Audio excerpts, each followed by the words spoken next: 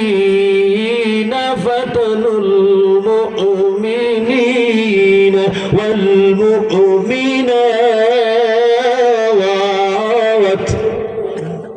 যে সমস্ত মানুষ ইমানদার পুরুষ এবং ইমানদার নারীকে বিনা কারণে বিনা দোষে কষ্ট দিছে, যে সমস্ত শাসক, যে সমস্ত নেতা আল্লাহওয়ালা, কালিমাওয়ালা, নবীওয়ালা, রসুলওয়ালা, ইসলামওয়ালা, কোরআনওয়ালা, পরকালওয়ালা মানুষ পুরুষ এবং নারীকে বিনা দোষে মামলা হামলা জেল খাটাইছে, চোখের পানি আনছে, তাদের জায়গাটা কোথায় আল্লাহ নোটিশ জারি করে দিয়েছেন। দুনিয়ার কেউ বললে হবে না, আল্লাহকে প্রশ্ন করো, আল্লাহ এই লোকগুলোকে আপনি কোথায় রাখবেন? আমার ভাইয়েরা, সরল কথা হলো, মুমিন পুরুষ এবং মুমিন নারীকে যারা বিনা অপরাধে বিনা কারণে কষ্ট দিয়েছে, আল্লাহ পাক বলেন সুম্মা লাম ইয়াতুবু, যদি তারা মরার আগে তওবা না করে, ফালাহুম আযাবু জাহান্নাম, তাদের জন্য রয়েছে জাহান্নামের শাস্তি, ওয়ালাহুম আযাবুল হারিক, কেমন শাস্তি? জ্বালাও পোড়াও যন্ত্রণাদায়ক। আরব দেশের পরমা একটা সুন্দরী একটা নারীর সাথে তার সম্পর্ক হয়েছে, আবেগ। সংক্ষেপ করে বলে ফেলি, যেই ছেলেটা প্রতিদিন ফজরের নামাজ ওমরের পিছনে পড়ত,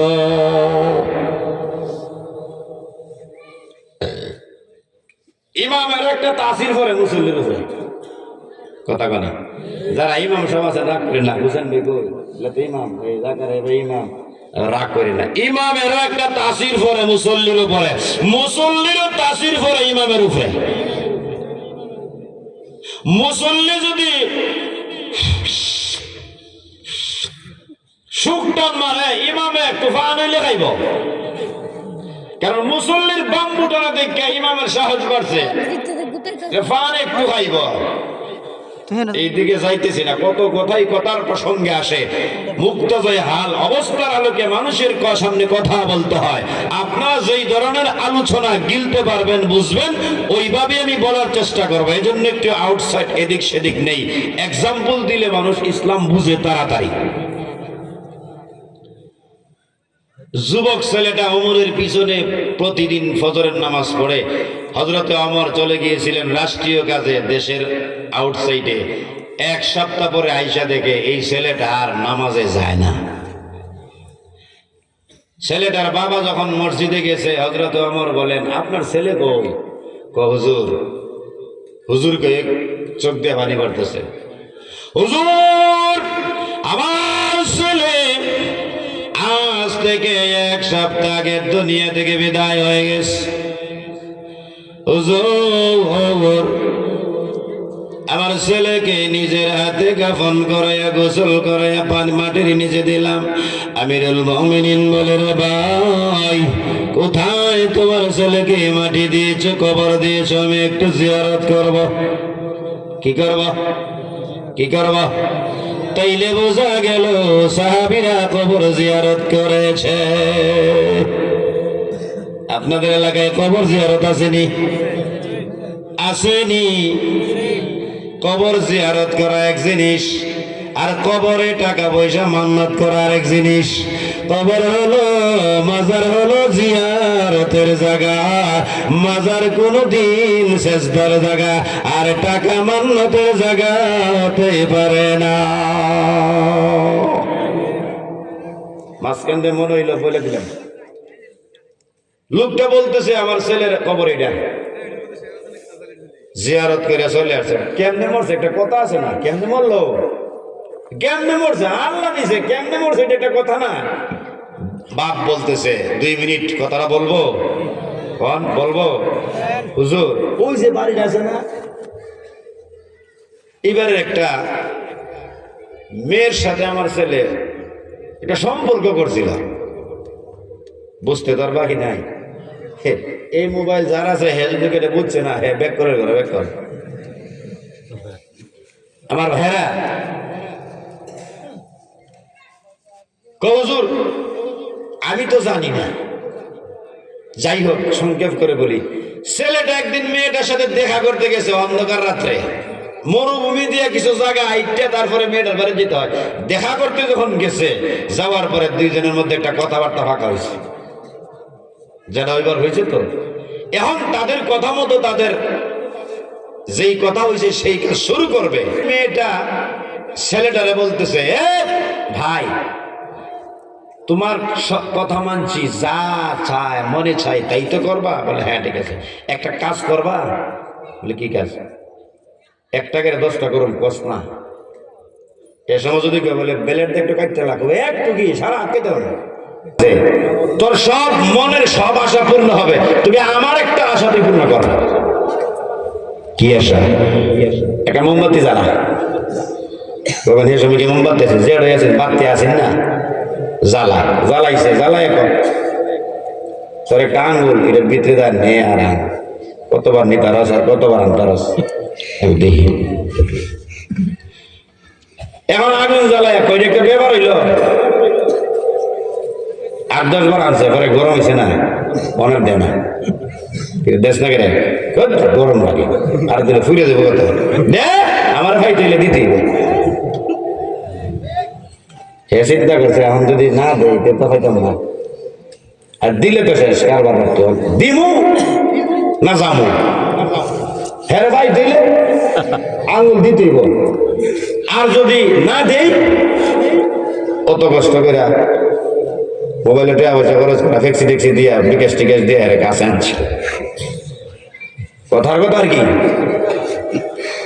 আমার কয়েকবার আগুনের ভিতরে আঙুলটা দেওয়ার পরে ছেলেটা বলে আমার দ্বারা সম্ভব না। বলে না, আমার ভাই তুলে দিতে হবে, শুধু দেওয়া না, আঙুল ঢোকে রাখতে হবে, আনতে পারতে না।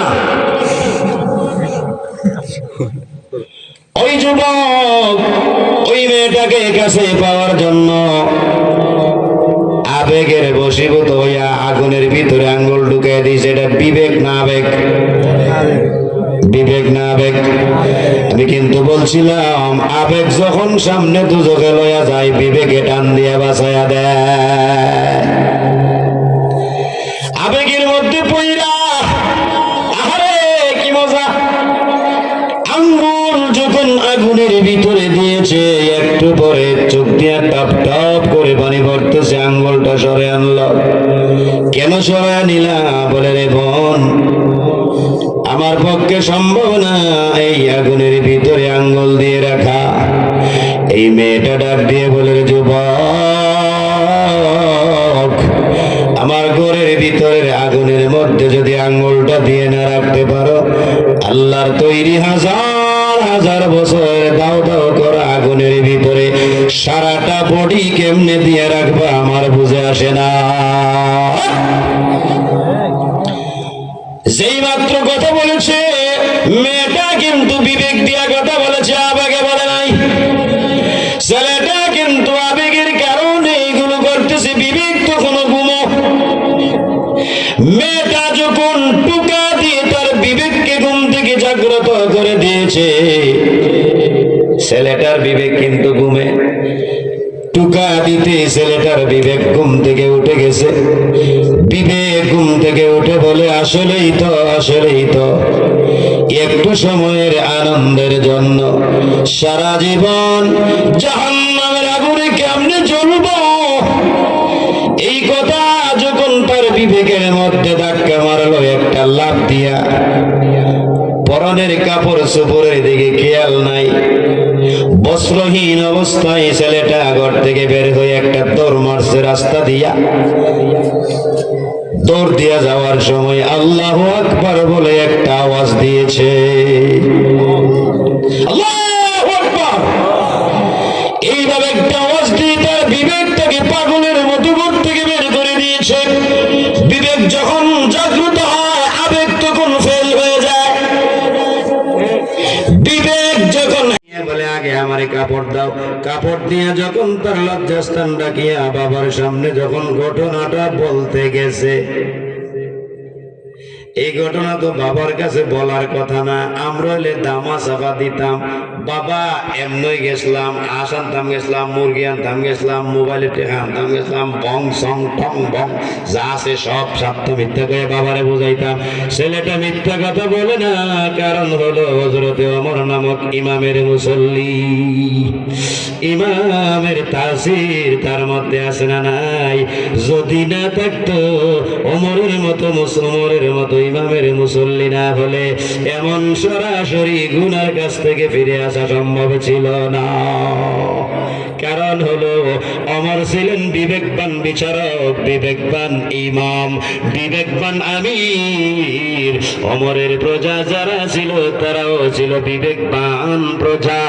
যদিও শয়তানের ধোঁকার মধ্যে পড়ে গুনার কাছে যায়, ওমরের বিবেকের কাছে গুনাহ পরাজিত হইয়া যায়। লা ইলাহা ইল্লাল্লাহ, লা ইলাহা ইল্লাল্লাহ, সুবহানাল্লাহ, লা ইলাহা ইল্লাল্লাহ, লা ইলাহা মুহাম্মাদুর রাসূল।